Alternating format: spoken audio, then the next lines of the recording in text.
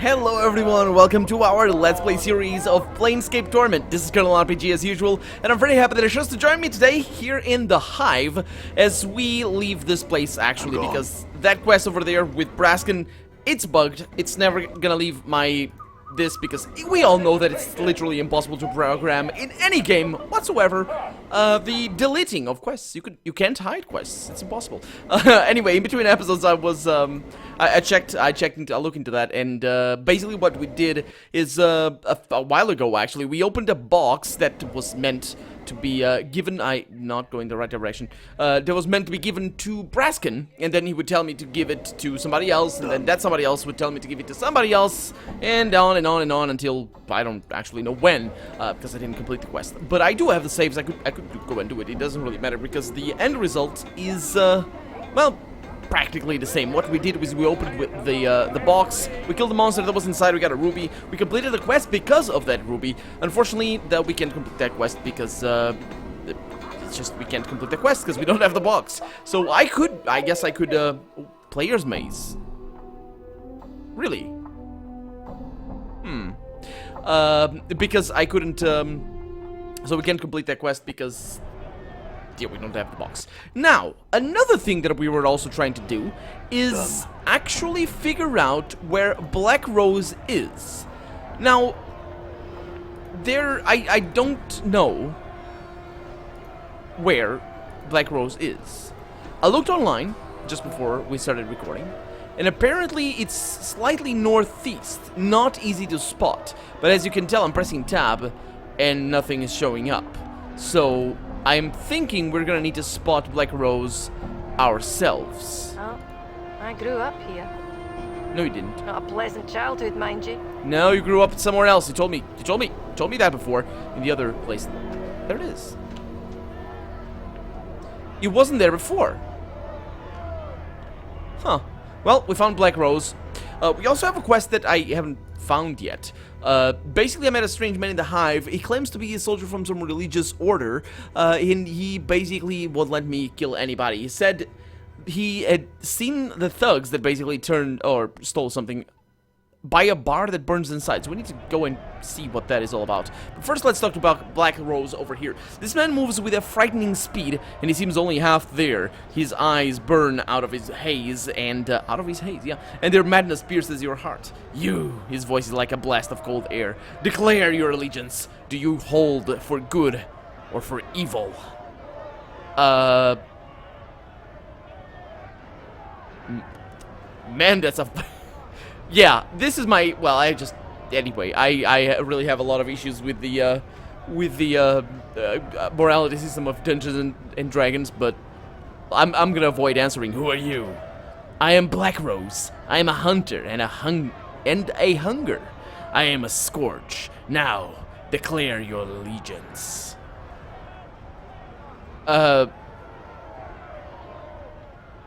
Yeah, I believe in aiding those less fortunate than myself. And those that are more fortunate than myself as well from time to time, although aiding them is probably hard because, you know, due to the world being more fortunate than myself. But I choose good, yeah. There is a man named Rotten William. He's a dark and deceitful man. He's the leader of the Dark Alley Shivs. Find him and in this alley and slay him, and you will serve the cause of goodness. Fail, and evil shall rise. Refuse, and I shall slay you. Yeah, Rotten William is already dead. Your next task is to slay Crystal, leader of the Razor Angels. Balance requires her death. Yeah, but that's just a false balance there. It's not a balance. It's like saying, oh, look at this scale. 10 kilograms. No, that's too much. We need somewhere between 0 kilograms and 10 kilograms. Let's go 5. Where do you draw that? Because it's not balance. It's alignment. If you are balanced in your alignment, you're just apathy. That's not apathy. That's just murder. That's chaos, which is probably an agent of. But of course, this whole thing has a root in the. As we found out in this Let's Play, it has a root in the setting. I will do it. His fiery eyes slit, and he whispers, "Then you are an enemy." With a blur of motion, he attacks. Well, I'm gonna fight, and he's gonna die, because this game... It's fine. It's, yes, very, just good. There it is. Yeah, get his stuff. A bronze ring, sure. Monies, why not? I'm all for that. We have cheese as well, but monies is better. Well, monies can get you cheese, so, yeah. Hey, Crystal, I just saved your life. Well, not really, but kind of. You have found... Have you found Black Rose and eliminated him from the alley? Yeah, you need not worry about him any longer. She hands you a large patched purse. You have my thanks, and the thanks of the Razor Angels. We part friends, and shall remember you. Sure. Updated my journal. Farewell. And my journal has been updated. With what? I received a pouch of coin for the efforts eliminating Black Rose. Quite a hefty sum, too. Really? Okay. Well, let's go to the north of here. Let's go back to the burning corpse something or other. Because I want to see if I can find those thugs that are around there. And is it this way? I think it's down here. Yeah. Smoldering Corpse Bar. Did you notice how Anna was so much faster? Than us. So we got a few thugs over here. Maybe it's these guys. Hey, thugs. This heavyset thug is swathed in rags dyed red and black. He looks like he's made almost purely of muscle. He glowers at you as you approach. Greetings. And how can I help you then, Governor? This man's face breaks into a sneer. Looks to me you needs a healer? You one of the ones who robbed a monk in the Hive? Took his prayer bead necklace? Some sod with lines scrawled all over his face? Claimed he could have put us all in the dead book, yet let us bob him blind? The man gives a slow, toothless smile. Never even heard of such a sod, I haven't. Oh, that is interesting. The rest of his order is looking for you. The brothers of Erik Agdek Mukduk seem to know you quite well. Eh? The man sneers. The man's sneer fades. Well, what you on about? What brothers? The son was alone, he was? Yeah, he's a member of a religious order, you fool. That necklace you stole is their most holy relic. If it isn't returned, the rest of his order will come looking for you, and they don't have any reservations about killing thieves. The man's eyes widen. Hey, now, we were just skipping the relic for him. He reaches into the fold of his robe and pulls forth the necklace, with which he hands carefully to you. Here it is. No harm done, yay? Yeah, I hope this is enough to call off the rest of his order. Perhaps a donation to their cause is in order as well. It might help smooth things over and ward off any curses that might come your way. Updated my journal. Curses? The man makes a semicircle over his heart. Hey, well now, wouldn't any of that. No. He reaches into a purse at his belt and hands over several copper coins. Yeah, 10. Take it with me, blessing, Governor. Tell him no harm was meant. Yeah, your donation is appreciated. Farewell. Well, maybe I can give him the money, because that would be good. But there we go. So that's that. We could also eliminate all the Black Abishais. Is that a good idea? Hey, Mr. Black Abishai, I want to talk to you. I know, Morte. I know. I want to say greetings. I would speak to you for a moment. I said I would speak to you. I'm talking to you. And he doesn't like me. Okay, so he's going to come after me? I would think. Dagger's Nope. not working in this thing. You Why need to get not? out of there. Sounds good. I think he's going for Morte now. Die. This is going to go well. See? Just 7,000. Oh. Well, Black Abishais everywhere. You're going down. Not the Barriors. I like the Barriors. But the Black Abishais, they're just nasty and mean.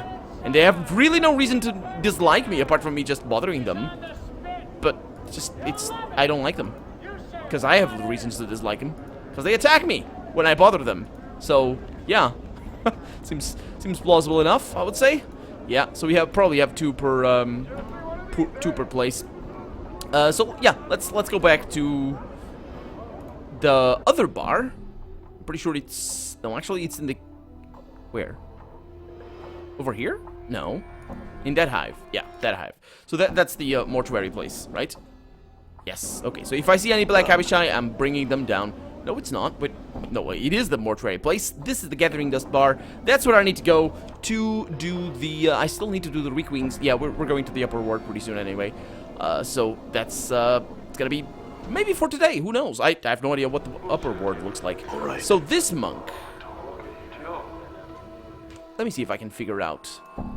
Porphyron's necklace. I met a strange man in the Hive with shifting lines on his face.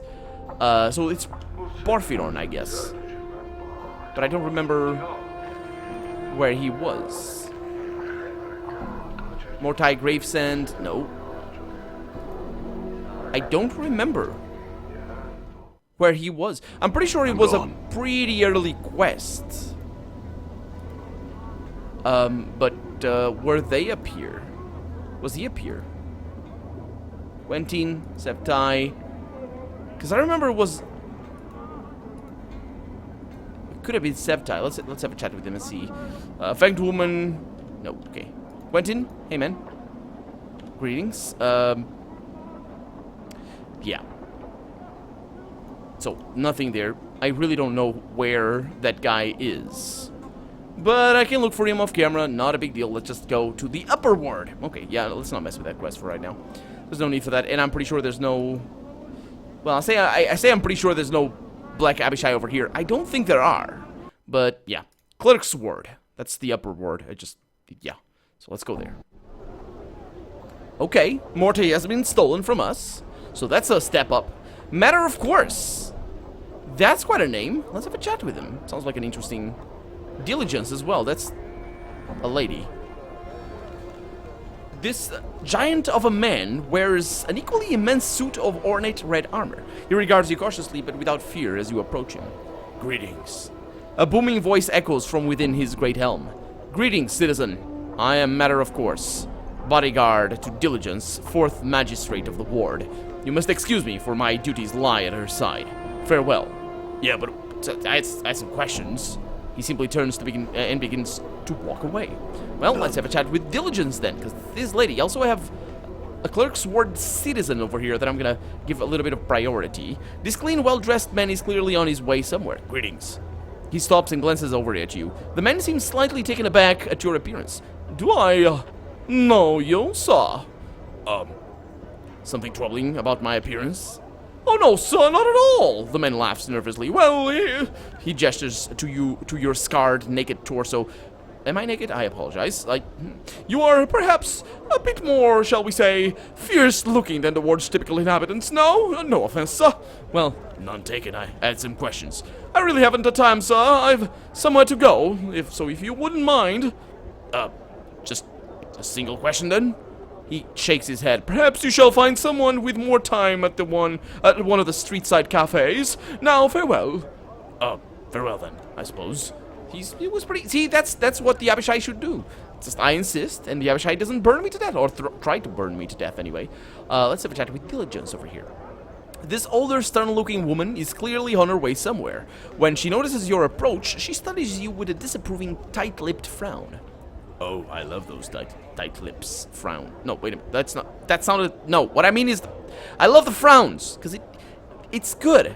It's just somebody already showing their hand in a conversation. That's gold right there. Greetings. Of course, I'm not sure if the game is going to let us use that, but still. The woman nods curtly, speaking in a tone cold as ice. Yes? What is it? And what's your words? For I am Diligence, 4th magistrate of the ward. Something troubling about my appearance? I should most certainly think so. Well, I'm not the one with my boobs out. Well, actually, I am, to be honest, but I'm not the one with boobs. I have moobs. Slashed up moobs. So, because everybody knows you don't need clothes if you have scars. Anyway. You probably need more clothes than otherwise. But anyway, should the Apparel Regulation Act be passed, people of your sort wouldn't be permitted to traipse about in such a manner, half naked and filthy as you are. Oh, lady, there are no people of my sort. There's only me. Yeah, but still, you're quick to judge one by their appearance, aren't you? Actually, she's not. I'm not gonna say that. Because what she's saying right there is she's just pointing it out the obvious. I'm half naked, and apparently these guys take offense to that. I'm okay with that, personally. My character, he's not. But he's still pragmatic at heart, so he's not going to accuse her of judging me by my appearance, because that's actually giving her the the play. She would say, "No, I'm not. I'm just pointing out what I just said."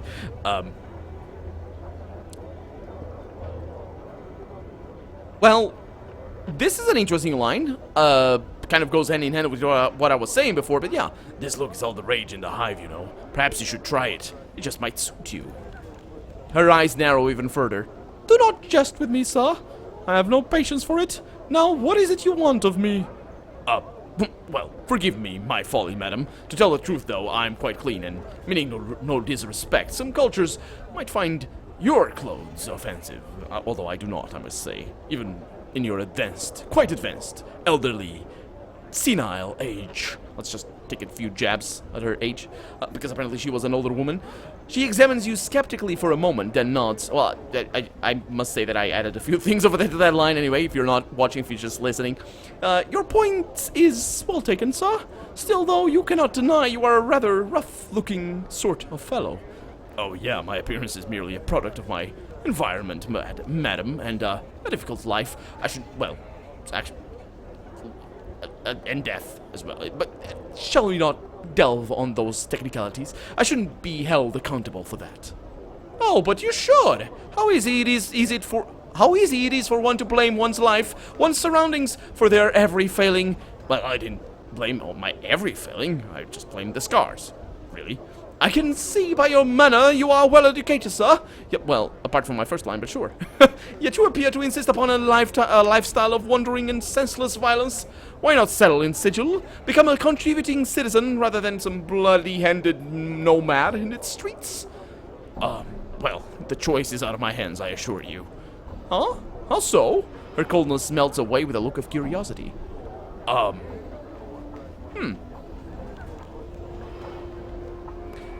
It's interesting.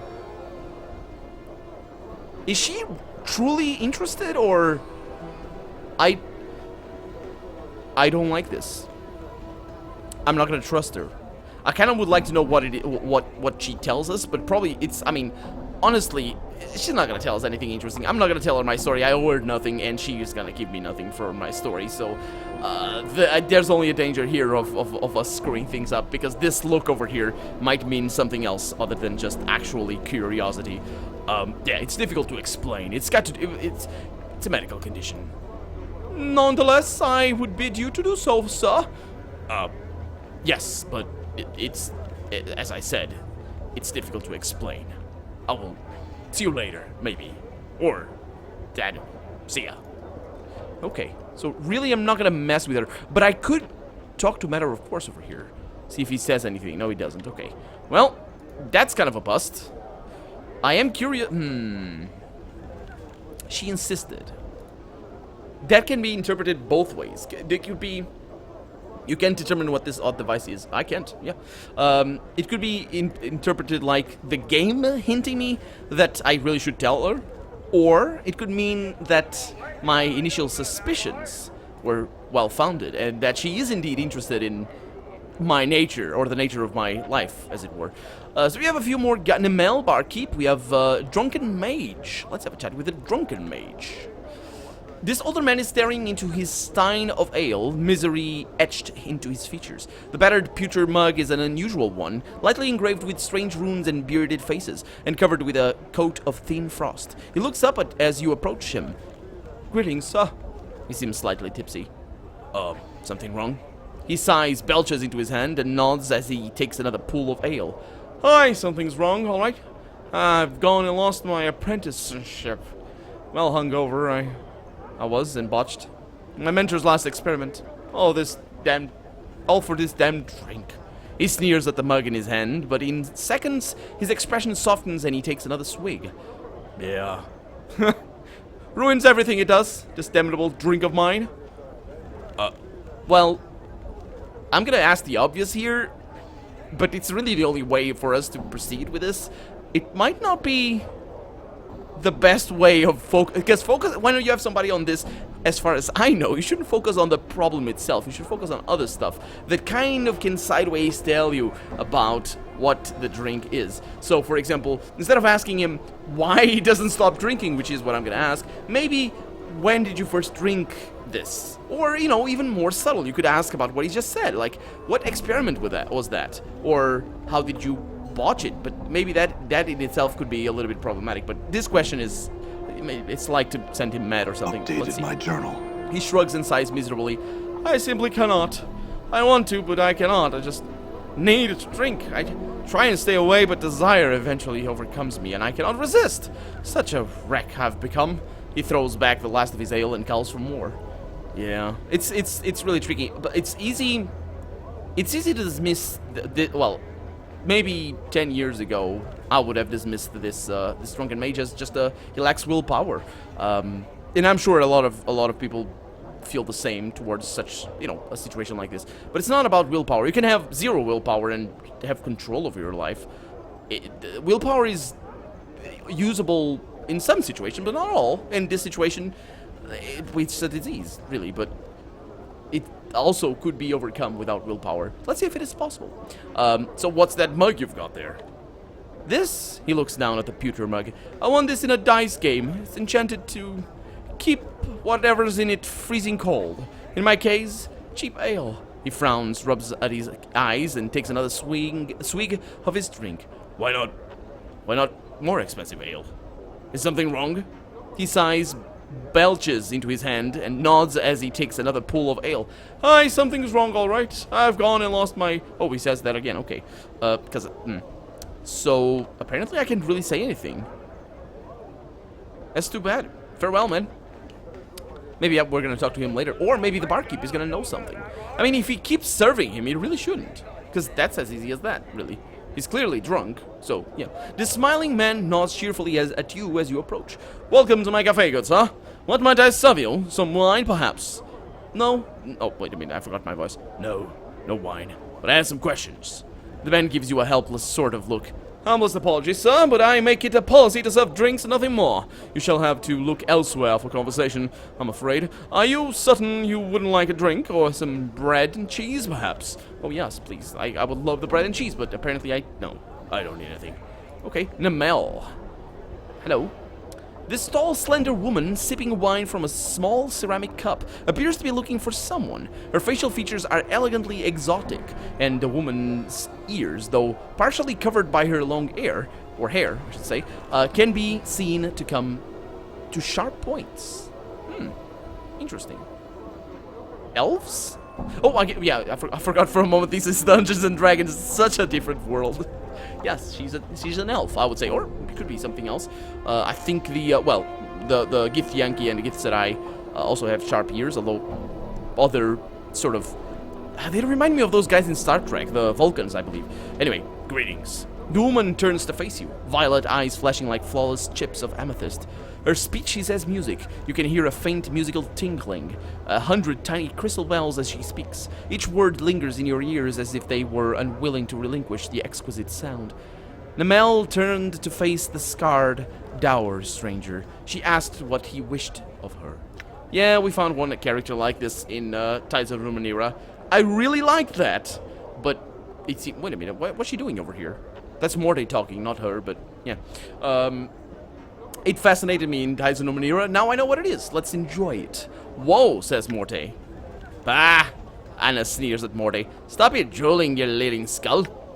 What a hot-blooded little chit. Starved for attention?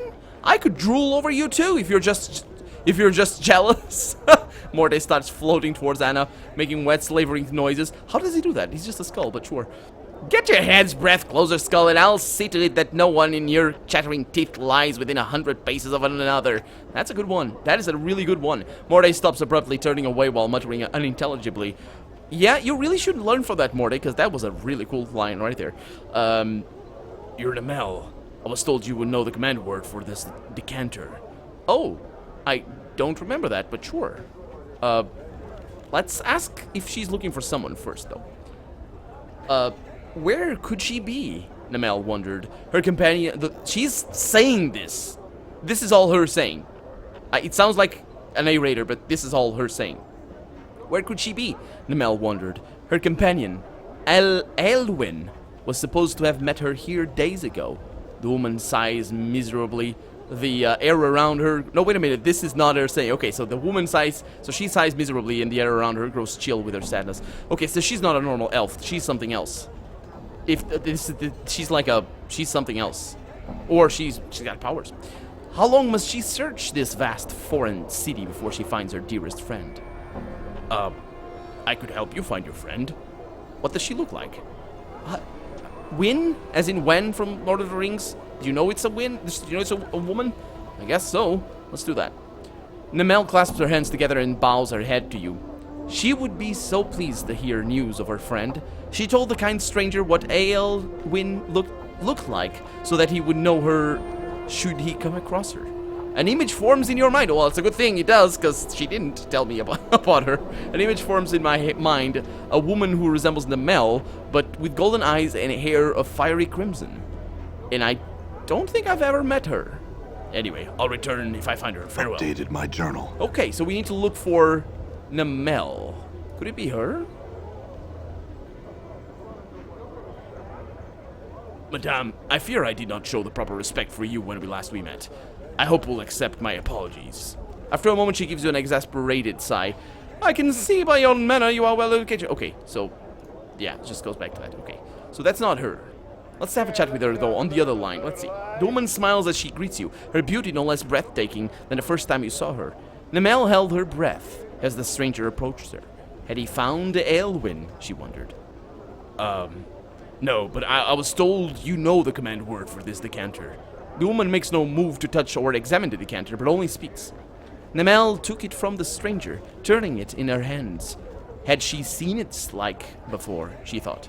Perhaps, yes. She remembered now. She returned the decanter, whispering into his ear as she did so. Updated my journal. You realize you know the word now. Nil did not sigh, though you're certain the woman never whispered to you, but merely said she did. She blinks at you. Would the stranger leave her now, satisfied with what she had told him? Yes, I will. I have the quest already, so I can look for whoever she is looking for. But, I agreed to help a woman named Namel find her friend, Aelwyn.